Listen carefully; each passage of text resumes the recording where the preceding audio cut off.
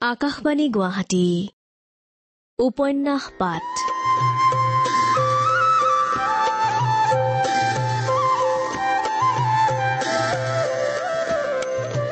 এই অনুষ্ঠানত প্ৰচাৰ হৈ আছে মহাপুৰুষ শ্ৰীমন্ত শংকৰদেৱৰ জীৱনৰ ভেটিত সৈয়দ আব্দুল মালিকে ৰচনা কৰা উপন্যাস ধন্য নৰতনু ভালৰ ধাৰাবাহিক পাঠ।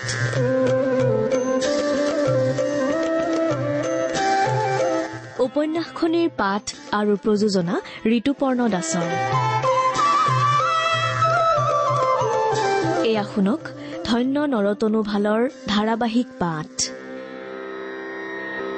ধন্য ধন্য কলিকাল, ধন্য নৰতনু ভাল, ধন্য ধন্য ভাৰত বৰিষে।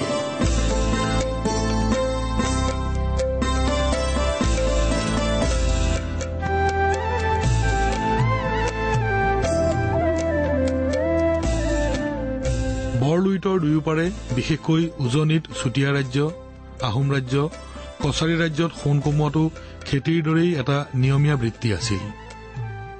নগায়ো সোণ কমাইছিল। ৰজাঘৰীয়া সোণেৰে ৰজা ৰাণী, ৰাজকোঁৱৰ ৰাজকুঁৱৰীৰ আৰু ৰজাঘৰৰ আপোন পৰিয়াল আৰু উচ্চ ৰাজবিষয়াৰ পৰিয়াল আদিৰ সকলোৰে কাৰণে নানা অলংকাৰ গঢ়োৱা হৈছিল। কোনো বিশেষ কামত পাৰদৰ্শিতা দেখুওৱাৰ কাৰণে কোনো কোনো লোকক সোণৰ বৰৈ আদি দি পুৰস্কৃত কৰা হৈছিল ৰজাঘৰৰ ফালৰ পৰা। ইয়াৰ উপৰি সোণৰ দেৱ দেৱীৰ মূৰ্তিও সজা হৈছিল। চুতীয়া ৰজাৰ সোণৰ হাতী, সোণৰ মেকুৰী, সোণৰ তিনিচকীয়া সিংহাসন, সোণৰ কাঁহী বাতি জনাজাত আছিল। আহোম ৰজাসকলৰ ৰাজ্য আৰু প্ৰভাৱ প্ৰতিপত্তি সম্প্ৰসাৰিত হোৱাৰ লগে লগে বিভিন্ন অঞ্চলৰ পৰা ৰাজভঁৰাললৈ বহুত সোণো আহিছিল। হিমালয়ৰ পৰা নামি অহা নৈবোৰৰ বালিত সোণ সৰহকৈ পোৱা গৈছিল। সেই দেখি ব্ৰহ্মপুত্ৰৰ উত্তৰ পাৰে সোণৰ আদান প্ৰদান আৰু ব্যৱসায় অধিক আছিল। নৰা ৰাজ্য, খামতি ৰাজ্য, ভোট ৰাজ্যৰ পৰা ৰজাঘৰলৈ সোণ আহিছিল। নামনিৰ ধিং, চতিয়া আদি ঠাইৰ পৰাও ৰজাঘৰলৈ সোণ আহিছিল। নৈবোৰত সোণ পোৱা গলেও ৰূপ পোৱা নগৈছিল। নৈৰ বালিত ৰূপ নাথাকে, থাকে কোনো কোনো ঠাইৰ এক বিশেষ মাটিত মিহলি হৈ। এই মাটিক বোলা হয় ৰূপ মাটি। ৰূপ কমাই ৰূপোৱাল খেলৰ মানুহে। সৰু কছাৰী আৰু মৰঙীয়াল কছাৰী মানুহেৰে গঠিত হৈছিল ৰূপোৱাল খেল। এই ৰূপোৱাল খেলৰ মানুহবোৰে গাৰো, খাচীয়া পাহাৰৰ নামনিৰ পৰা, মান দেশৰ পৰা, বৰখামতি দেশৰ পৰা ৰূপ মাটি আনে। মান দেশৰ পৰা ৰূপ মাটি অনাৰ ভাৰ জয়পুৰ, শদিয়া আৰু ছৈখোৱাৰ কছাৰী আৰু চুতীয়া ৰূপোৱালৰ। ৰূপোৱাল খেলৰ কাম বৰ শ্ৰমসাধ্য। দূৰ দূৰ ঠাইৰ পৰা সোণৰ জোখেৰে 500 মোন, 300 মোন এনেধৰণেৰে ৰূপমাটি বিচাৰি খানি কঢ়িয়াই আনিব লাগে। ৰূপমাটি ৰূপৰ খনিৰ পৰা খানি উলিয়াব লাগে। ৰূপৰ মহিত ৰূপমাটি পগাই ছটা ছটা কৰি ল'ব লাগে। চালনীৰে চালি ৰূপৰ চেকুৰা উলিয়াব লাগে।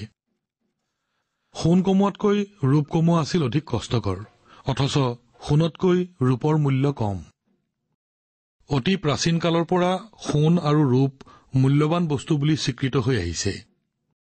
মন কৰিবলগীয়া কথা, খনিৰ পৰাই হওক, নৈৰ বালিৰ পৰাই হওক, মানুহে সোণ চিনি পোৱাৰ দিন ধৰি আজিলৈকে যিমান সোণ গোটোৱা হৈছে তাৰ কোনো ক্ষয় ক্ষতি হোৱা নাই।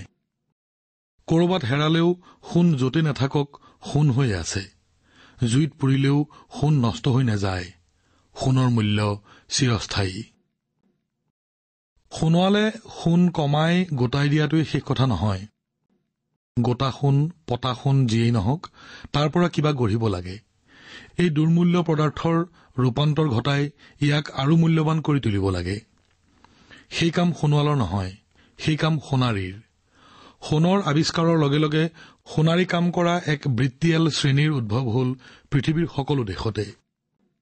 এই সোণাৰীসকলেই গঢ়িলে সোণৰ দেৱ দেৱীৰ প্ৰতিমা, সেই প্ৰতিমাৰ কাৰণে সোণৰ সিংহাসন, সেই মূৰ্তি প্ৰতিমাৰ আগত পূজা অৰ্চনা কৰিবৰ কাৰণে সোণ পাদ্য, অৰ্ঘ্য, কৰণী, মন্দিৰৰ কলচী সোণৰ পাতেৰে বন্ধোৱা হ'ল। ৰজাৰ ৰাজ অট্টালিকা, ৰাজ অন্তেশপুৰ সজোৱা হ'ল। সোণালী ৰূপালী সিংহাসন, খাট, পালেং, সোণৰ কাঁহী বাতি, পাণ পাত্ৰ, মূল্যৱান ধৰ্মশাস্ত্ৰ, পুথি গ্ৰন্থ লিখিবলৈ ব্যৱহাৰ কৰিলে সোণৰ পানী, সোণৰ মহিৰে চিত্ৰকৰে আঁকিলে সোণালী চিত্ৰপট। দেৱতাৰ পৰা মানুহলৈ, দেৱ মন্দিৰৰ পৰা মানুহৰ ঘৰলৈ সকলোতে অলংকাৰৰ শ্ৰেষ্ঠতম সামগ্ৰী হ'ল সোণ আৰু ৰূপ। স্বৰ্ণকাৰসকল, সোণাৰীসকল অতি সূক্ষ্ম সৌন্দৰ্যবোধ সম্পন্ন কলাকাৰ, কাৰিকৰ, ৰূপস্ৰষ্টা। তেওঁলোক উৎকৃষ্ট সজাওঁতা। এই কামৰূপৰ সোণাৰীসকলৰ প্ৰতিভাও সামান্য নাছিল। সোণাৰীৰ বৃত্তি ক্ৰমে বংশানুক্ৰমিক হৈ আহিল। সোণাৰীৰ ল'ৰাই পিতৃৰ পৰা সোণৰ অলংকাৰ গঢ়োৱাৰ বিদ্যা শিকি লয়। গতানুগতিক আকাৰ প্ৰকাৰৰ গহনা গঢ়োৱাৰ উপৰিও নিজস্ব উদ্ভাৱিকা শক্তি খটুৱাই নতুন আকাৰৰ আঁচনি গঢ়ে, তাৰ নতুন নাম দিয়ে। সোণ ৰূপৰ পানী চৰাই, মীনা কৰায়। সোণাৰীৰ হাতৰ অকণমান হাতুৰিটোৱে গঢ়ি যায় চালে চাই থাকিবৰ মন যোৱা সোণ ৰূপৰ ফুলপাত, মাছ, চৰাই আৰু কত যে কি। পশ্চিমৰ পৰা অহা মুছলমান সোণাৰীয়েও লগত আনিলে উত্তৰ ভাৰতৰ, ইজিপ্ত, পাৰস্যৰ সোণ ৰূপৰ অলংকাৰৰ নতুন নতুন চানেকি। অসমৰ ৰজা, ৰাজবিষয়া, ডাঙৰীয়াৰ জীয়াৰী বোৱাৰীৰ কাণ, নাক, ডিঙি, হাত, বাহু, কঁকাল, ভৰি, আঙুলি, চুলি আৰু পিন্ধা কাপোৰতো ঠাই পালে সোণ আৰু ৰূপে, নানান বিচিত্ৰ অলংকাৰে। ৰজাৰ সিংহাসন, চন্দ্ৰতাপ, ৰাজদণ্ডত সোণৰূপ খুৱাই ক্ষান্ত নাথাকি তৰোৱালৰ নালত, তৰোৱালৰ ফাঁকত, বন্দুক বৰটোপৰ গাত, লাখুটিত, কাকৈ ফণীৰ নালত, আনকি ৰূপৰ তামোল খুন্দা খুন্দনাৰ নালতো সোণৰূপ খটাইছিল। মাইহাং, ভোগজৰা, মৈৰাজৰা, সঁফুৰা, টাউকিন, ৰেৱা, শৰাই, বঁটা, বাতি, কাঁহী, সোণৰ চৰিয়া, সোণৰ পানী চৰোৱা লোটা আদিয়েই সোণৰূপেৰে অলংকৃত হৈছিল এনে নহয়। দাঁত খৰিকা, গা খজুওৱা হাত, ধোঁৱা খোৱা, চিলিম আদিতো সোণৰ পানী চৰোৱা হৈছিল। পাটৰ কাপোৰত সোণৰূপৰ গুণাৰে ফুল বচা হৈছিল। মুছলমান শিপিনীয়ে কাপোৰত সোণৰূপৰ গুণাৰে কাচিপি কৰি নানা ফুল তুলিছিল, জুৰিৰ কাপোৰ তৈয়াৰ কৰিছিল। ইয়াৰ সোণাৰীয়ে সোণৰ পাতি, সোণৰ জাপি ছাতিও সাজিছিল। অসমৰ জীয়াৰী বোৱাৰীয়ে গোলাপ, তগৰ, খৰিকাজাই, চেনিচম্পা চুলিত গুজি নিজৰ দেহাৰ ৰূপ চৰোৱাতে ক্ষান্ত নাথাকিছিল। তেওঁলোকৰ কাৰণে সোণাৰীহঁতে গঢ়িব লগা হৈছিল নানা অলংকাৰ পাতি, মূৰৰ, কপালৰ, নাকৰ, কাণৰ, ডিঙিৰ, হাতৰ, বাহুৰ, আঙুলিৰ, গোটেই দেহাটোৰে। নিজৰ দেহাটো শোভনীয় আৰু লোভনীয় কৰি পুৰুষ নাৰীৰ আৰু নাৰী পুৰুষৰ আকৰ্ষণৰ যোগ্য হবৰ কাৰণে বন্যজীৱন কটোৱা আদিম যুগৰে পৰা নিজৰ শৰীৰটোক নানা প্ৰকাৰে সজাই পৰাই ৰাখিছিল। গছপাতৰ ৰস চেপি খুন্দি তাৰে গাৰ ছালৰ ওপৰত জিলিকি থকা কিবা ৰং তৈয়াৰ কৰি চিতৰা পখৰাকৈ গাত কিবা কিবি আঁকি লৈছিল। দেহাৰ ভিতৰতো মানুহে নেদেখে, গাৰ বাহিৰটোহে দেখে। গাৰ ছালখন কোমল, মিহি আৰু দেখনীয়াৰ কৰি ৰাখিবৰ কাৰণে আদিম আৰণ্যক মানুহে গৰুৰ শুকান গোবৰ পুৰি ছাই উলিয়াই গৰুৰ মুঠ আৰু তেলৰ লগত মিহলাই গাত সানিছিল। নাইবা গাৰ ছালৰ বৰণ ঠিক ৰাখিবলৈ আলতীয়া মাটি বোকা কৰি গাত ঘঁহি লৈছিল। চকু মুখতো বোকা মাটিৰ লেও সানি লৈছিল। খেতি কৰি আহাৰ উৎপাদন কৰি খাব নজনা দিনত অৰণ্যবাসী তিৰোতাবোৰে হাবিত গছৰ ফল মূল খাব পৰা শিয়া পাত আদি বিচাৰি ফুৰিছিল। মতাবোৰে বনৰীয়া জন্তু, চৰাই, সাপ, কাছ আদি চিকাৰ কৰি সেইবোৰৰ মঙহ খাইছিল আৰু জন্তুৰ ছাল, হাড়, নখ, দাঁত আদি আৰু চৰাইৰ নানা বৰণীয়া পাখি আদি বীৰত্ব আৰু পৌৰুষৰ চিনস্বৰূপে প্ৰদৰ্শনীৰ বস্তু কৰি ঘৰত গোটাই ৰাখিছিল আৰু তাৰে কিছুমান বস্তু অংগশোভাৰ আহিলা হিচাপে ডিঙিয়ে, মূৰে, গায়ে, হাতে আঁৰি ওলোমাই লৈছিল।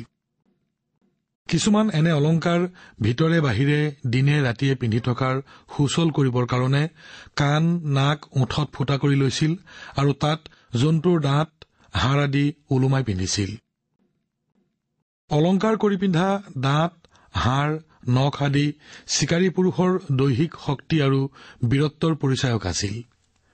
তিৰোতাবোৰেও চৰাইৰ পাখি, জন্তুৰ সৰু হাড় আদি নাক কাণৰ ফুটা আৰু চুলি আৰু কাপোৰত গুজি লৈছিল আৰু চৰাইৰ পাখি হাততে ৰছীৰে বান্ধি লৈছিল। কাঠ বাঁহৰ পৰা কাটি উলিওৱা শলা, থুৰীয়া আদি কৰি পিন্ধিছিল। তাৰ পাছত ওলাল কাঁহ, পিতল, লো, তাম, সোণ, ৰূপ আদি। কৰি ল'ব জানিলে এইবোৰৰ ৰং চকচকীয়া হয়। যি অংগৰ কাৰণে যেনে আকাৰ প্ৰকাৰৰ অলংকাৰ লাগে তেনেকৈ গঢ়ি ল'ব পৰা হয়। ধাতুৰ অলংকাৰ পিন্ধি আকৌ সুলুকাই থব পাৰি। এজনৰ অলংকাৰ আন এজনক পিন্ধিবলৈ দিব পাৰি।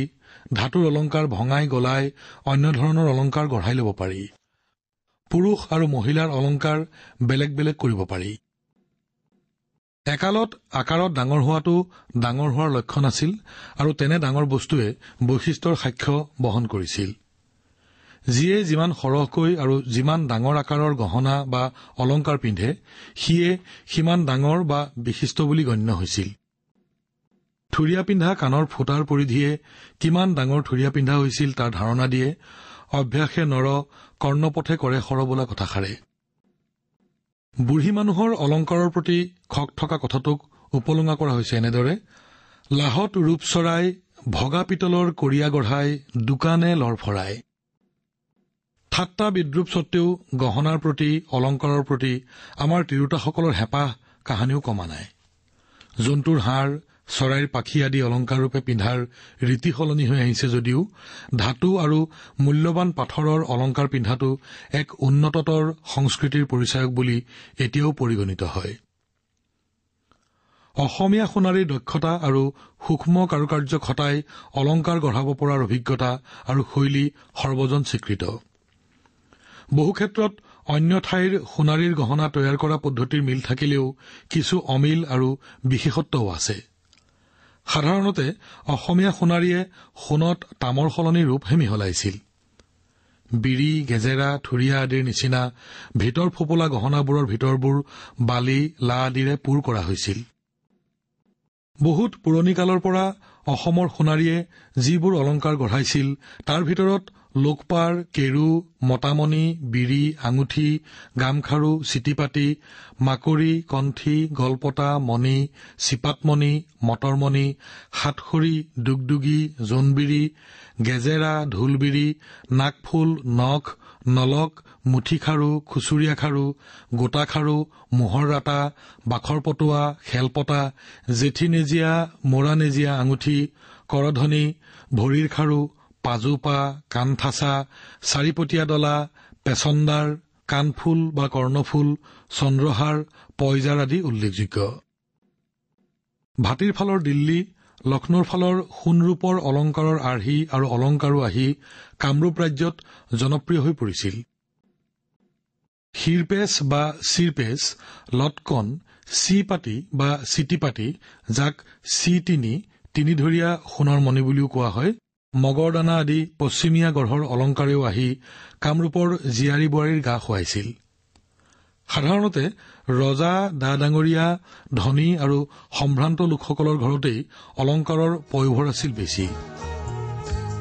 এইখন সোণৰ দেশ। এয়া সোণৰ নৈ ব্ৰহ্মপুত্ৰ সোৱণশিৰি কপিলী সোণ আৰু সোণ।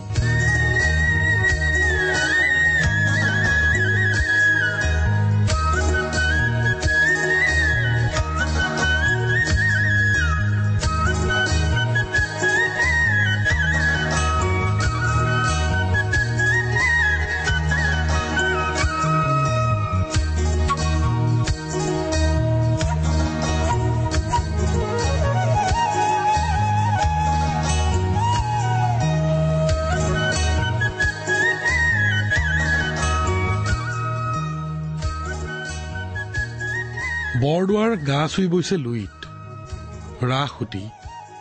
লুইত নহলে লুইতপুৰীয়া গাঁৱৰ তৰিবৰ উপায় নাই। মাছ পুঠি ঘাঁহ বন গছ বিৰিখ সকলোৰে জীৱ লুইতৰ পানী টোপা। খৰালি বৰনৈৰ পানী শুকায় পানী ফটিক ধাৰ যেন হয় তলিলৈকে দেখি। বাৰিষা ফেনে ফুটুকাৰে উপচি পৰে পাৰ উপচি বয় গৰা খহাই গাঁও বুঢ়াই গৰু ছাগলী ঘৰ বাৰী উটাই নিয়ে পালে মানুহো নেৰে। বাৰিষাৰ লুইত ভয়াল উত্তাল কাঁড় যোৱা দি সোঁত বয়। দুয়োপাৰৰ জান জুৰি উপনৈবোৰে লুইতক পানীৰ যোগান ধৰে। আকাশৰ মেঘৰ বুকুৰ পৰা পানীৰ টোপাল সৰে সেয়ে নিগৰি বাগৰি গোট খাই দৰ ফালে বাট উলিয়াই বৈ যায়। পথাৰৰ লোৰেদি পানী বৈ গৈ পৰেগৈ টেম্বুৱা জানত। টেম্বুৱাই নি পানী দিয়েগৈ লুইতৰ ৰাস সুঁতিত। পিছে বাৰিষা লুইতৰ বুকুৱেদি নামি আহে হিমালয়ৰ বৰফ গলা পানীৰ ধাৰ।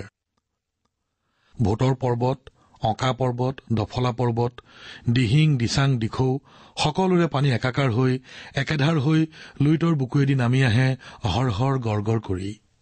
দুই পাৰৰ গৰাই ৰাখিব নোৱাৰে। লুইতৰ পানী সোমাই টেম্বুৱানীলৈ। টেম্বুৱানীৰ সোঁত উভতি বয়। টেম্বুৱানীৰ পাৰবোৰে পাৰৰ ৰাইজৰ বাৰীঘৰত সোমাই খেতি শইচ নষ্ট কৰে। বামুণৰ গাঁও, সুধীৰৰ গাঁও, নদীয়াল মাছমৰীয়াৰ গাঁও, ভূঞাৰ গাঁও সকলোতে টেম্বুৱানী জানৰ পানী সোমাই অনিষ্ট কৰে। গৰু গাইৰ ঘাঁহ বন পানীৰ তলত পচে। চামধৰাৰ পৰা কপিলিমুখলৈ, শিঙৰিৰ পৰা ৰৌতালৈ টেম্বুৱানীৰ এইচোৱা পাৰ ওখকৈ নেবান্ধিলে বাৰিষা সদায় ভাঙে। টেম্বুৱানীয়েদি বৈ অহা উভতা সোঁতে গাঁও বুঢ়াই ৰাইজৰ হাৰাশাস্তি হয়। বছৰি বছৰি হোৱা টেম্বুৱানীৰ পানীৰ উপদ্ৰৱৰ পৰা পাৰৰ গাঁও বচাব লাগে। তাৰেই এটা ব্যৱস্থা কৰিবৰ কাৰণে ওচৰ পাজৰৰ ৰাইজ গোট খাইছে। বাৰে বাৰে টেম্বুৱানীৰ পাৰত মথাউৰি বান্ধে, বাৰে বাৰে ভাঙে। স্থায়ীকৈ নৈয়ে ভাঙিব নোৱাৰাকৈ নৈ বান্ধিব লাগে। তাৰ দিহা কৰিবলৈকে, আলচ বিলচ কৰিবলৈকে গোট খাইছে ওচৰৰ গাঁৱৰ কেতাই খাঁ, বুঢ়া খাঁ, ৰাম খাঁ, হৰি খাঁ, গাভৰু খাঁ, শ্ৰীৰাম খাঁ, হৰম খাঁ, ৰূপ খাঁ, বিৰম খাঁ, শ্ৰীহৰি খাঁ আৰু অন্যান্য গঞা ৰাইজ। বাৰভূঞাহঁতে গাঁৱৰ মানুহ লগত লৈ গোজ পুতি ধাম চুটি খুৱাই মাটি দি ভেটা মাৰে। নৈৰ পানীয়ে ভেটা উটাই লৈ যায়। ৰাইজ হাৰাশাস্তি হয়। কি কৰিলে ভেটা ৰব তাৰেই চিন্তা কৰে। লুইততে দেও আছে নে টেম্বুৱানীৰ সোঁততে দেও আছে কোনে জানে। বামুণ গাঁৱৰ বামুণ পণ্ডিতসকলকো মাতি অনা হল আৰু শংকৰদেৱকো ৰাইজে তালৈ মাতি আনিলে। শিৰোমণি ভূঞা ডেকাগিৰিয়ে নিশ্চয় কিবা দিহা বুদ্ধি দিব। পিছে নৈ বান্ধি ভেটা এজনৰ কাম নহয়। বামুণ গাঁৱৰ বামুণসকলৰো দিহা পৰামৰ্শ, আশীৰ্বাদৰ দৰকাৰ। বহুত আহিল। অনন্ত কন্দলী, মহেন্দ্ৰ কন্দলী, গোবিন্দ মিশ্ৰ, খৰা মিশ্ৰ, অৰা মিশ্ৰ, গৰা মিশ্ৰ, চন্দ্ৰ সৰস্বতী, ৰাম সৰস্বতী, সন্ধি সৰস্বতী, ঠেঙাল সৰস্বতী, দুয়োজনা বাগী ভট্টাচাৰ্য, হৰি ভট্টাচাৰ্য, চন্দ্ৰখৰী, সূৰ্যখৰী, বিজয়খৰী, ৰত্নখৰী, ৰত্নভাৰতী, তৰ্কবাগীশ, ভানুবাগীশ, কবিৰত্ন, বিদ্যাৰত্ন, হেমৰত্ন, পঞ্চৰত্ন আৰু অন্যান্য বিশিষ্ট ব্ৰাহ্মণসকলো আহি টেম্বুৱানীৰ পাৰত গোট খালেহি। কেনেকৈ স্থায়ীভাৱে টেম্বুৱানীৰ বান্ধ বনা যায় তাৰেই আলোচনা চলিল।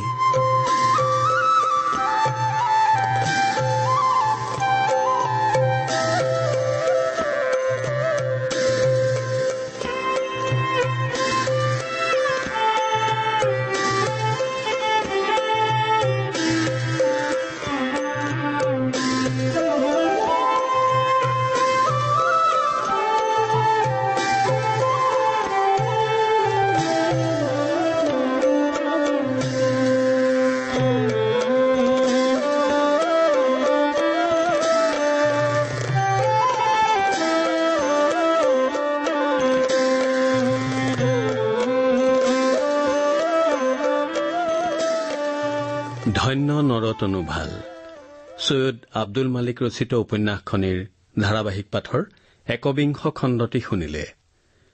শীৰ্ষ সংগীতৰ সংৰচনা আছিল উৎপল বৰাৰ।